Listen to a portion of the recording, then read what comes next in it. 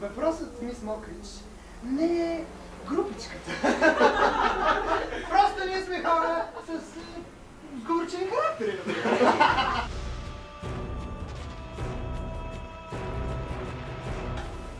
Помним се тази година. О, да. Тя свири мелодия, когато я отвориш, нали?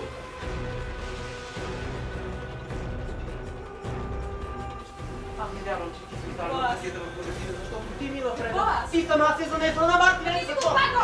Фреда! Признай си, че Мартин тогава отида същото у нас за събота вече. Да, тогава ми я показва. Около 9 часа вечерта. Чакай малко. Значи ти си била там, така ли? Първо Фреда, сега и ти. Казах, че искам да си тръгва веднага! Стига, Фреда! Стига, това е непростимо! Ти защо ми каза, че Мартин е взел тези пари? Така го мислех, така че го казах, пък и всички улики сочи на него. Само него, така ли? Да, само него. Ако това наистина е така, защо тогава си казва на Мартин, че аз съм крадец? Но защо аз трябва да казвам на Мартин кой е взел чека? Точно това се опитам да разбера. Нищо не съм казал! Казал си! И аз се тренира с това и не ми размахвай че ръце! Това да рече бабчо плаче! Не влече такава беда, ти опозори името на Мартин!